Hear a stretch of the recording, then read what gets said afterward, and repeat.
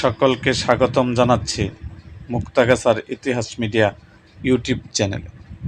মুক্তাগাছার ইতিহাস মিডিয়ার ইউটিউব চ্যানেলের আজকের আয়োজনে থাকছে সাবেক রাষ্ট্রপতি ব্যারিস্টার জমির উদ্দিন সরকারের জীবনী সম্পর্কে।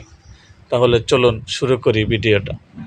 ব্যারিস্টার জমির উদ্দিন সরকার 1 ডিসেম্বর 1931 সালে জন্মগ্রহণ করেন। বাংলাদেশের একজন রাজনীতিবিদ ও প্রতিষ্ঠাতা আইনজীবী। তিনি বাংলাদেশ জাতীয় সংসদের স্পিকার হিসাবে দায়িত্ব পালন করেছেন। তিনি বাংলাদেশের অস্থায়ী রাষ্ট্রপতি হিসাবেও দায়িত্ব পালন করেন।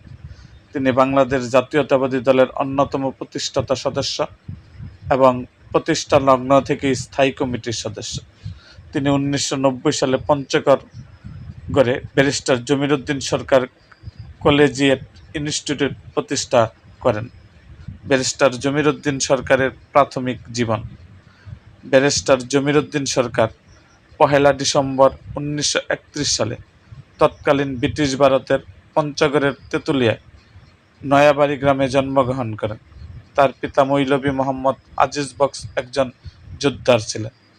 জমির উদ্দিন ঢাকা বিশ্ববিদ্যালয়ের ইতিহাস বিভাগ থেকে BA অনার্স, MA ও পরবর্তীকালে একই বিশ্ববিদ্যালয় থেকে LLB পাশ করেন। পরে লন্ডনের লিঙ্কনস ইন থেকে ব্যারিস্টারি ল সদন লাভ করেন। তিনি এক কন্যা ও 2 পুত্রের জনক। তার ছেলে সুপ্রিম কোর্টের আইনজীবী নৌশাদ জমির 2018 সালের একাদশ জাতীয় সংসদ নির্বাচনে পঞ্চগড় 1 আসনে ধানের শীষ প্রতীক নিয়ে নির্বাচন করেন। তিনি নূর আক্তারকে বিয়ে করেন, যিনি 2023 সালে মৃত্যুবরণ করেছেন। এই দম্পতির এক কন্যা নীলুফার জমির ও 2 পুত্র নৌশাদ জমির ও নওফেল জমির। রাজনৈতিক জীবনের বাইরে তিনি তার জন্মস্থান পঞ্চগড়ে ব্যারিস্টার জমির উদ্দিন সরকার কলেজিয়েট ইনস্টিটিউট এর প্রতিষ্ঠাতা। জমির উদ্দিন সরকার তৎকালীন পূর্ব পাকিস্তান হাইকোর্ট থেকে সনদ নিয়ে 27 মে 1960 সালে আইন পেশায় যোগদান করেন। তিনি বাংলাদেশ সুপ্রিম কোর্টের সংবিধান, দেওয়ানি ও ফৌজদারি আইন বিশেষজ্ঞ। জমির উদ্দিন সরকার 1945 সালে ছাত্র থাকা অবস্থায় তৎকালীন ছাত্র ফেডারেশনের মাধ্যমে তার রাজনৈতিক জীবন শুরু করেন। পরে তিনি ছাত্র ইউনিয়ন ও ন্যাপের সমর্থক ছিলেন। তিনি আওয়ামী মুসলিম লীগের প্রতিষ্ঠাতা সদস্য ও মাওলানা ভাসানীর সহচর। আইন পেশায় সুনাম ও খ্যাতি অর্জন করা রাষ্ট্রপতি জিয়াউর রহমান 1977 সাল থেকে 1981 সাল পর্যন্ত তাকে 5 বার জাতিসংঘের সাধারণ পরিষদের অধিবেশনে বাংলাদেশের প্রতিনিধি হিসাবে পাঠান। দল গঠনের প্রথম পর্যায়ে জিয়াউর রহমান জাগদল গঠন করলে তিনি তাতে যোগ দেন। তিনি ছিলেন জাতীয়তাবাদী গণতান্ত্রিক দল বা জাগদলের ওয়ার্কিং কমিটির সদস্য। পরে বিএনপির প্রতিষ্ঠিত হলে তিনি স্থায়ী কমিটির সদস্য হন। 1971 সালে হাইকোর্টের আইনজীবীদের যে গ্রুপটি মুক্তিযুদ্ধের পক্ষে সক্রিয় ভূমিকা পালন করেছিলেন, জমির উদ্দিন সরকার তাদের একজন। জমির উদ্দিন সরকার বিএনপি সরকারের আমলে তৎকালীন রাষ্ট্রপতি AQM বদরুদ্দোজা চৌধুরী পদত্যাগ করার পর নতুন রাষ্ট্রপতি নির্বাচিত না হওয়া পর্যন্ত 21 জুন 2002 থেকে 6 সেপ্টেম্বর 2002 সাল পর্যন্ত গণপ্রজাতন্ত্রী বাংলাদেশের ভারপ্রাপ্ত রাষ্ট্রপতি হিসাবে দায়িত্ব পালন করেন। জমির উদ্দিন সরকার জিয়াউর রহমানের মন্ত্রিসভায় 6 এপ্রিল 1981 থেকে 27 নভেম্বর 1981 সাল পর্যন্ত গণপূর্ত ও নগর উন্নয়ন প্রতিমন্ত্রী হিসাবে দায়িত্ব পালনের সময় বর্তমান সংসদ ভবনের অসমাপ্ত কাজ শেষ করেন। আব্দুস সাত্তারের মন্ত্রিসভায় তিনি 27 নভেম্বর 1981 থেকে 11 ফেব্রুয়ারি 1992 সাল পর্যন্ত পররাষ্ট্র প্রতিমন্ত্রী হিসাবে দায়িত্ব পালন করেন।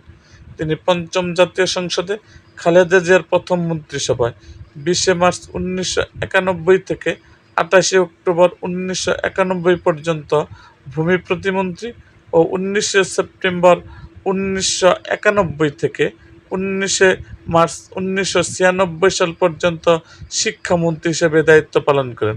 এছাড়াও তিনি বিজ্ঞান ও প্রযুক্তিমন্ত্রী হিসাবেও দায়িত্ব পালন করেন।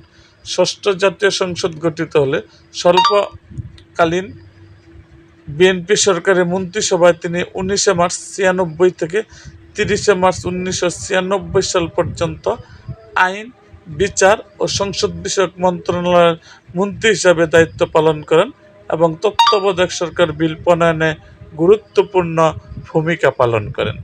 জমির উদ্দিন সরকার অষ্টম জাতীয় সংসদে 28 অক্টোবর 2001 থেকে 25 জানুয়ারি 2009 সাল পর্যন্ত জাতীয় সংসদের স্পিকার হিসেবে দায়িত্ব পালন করেন।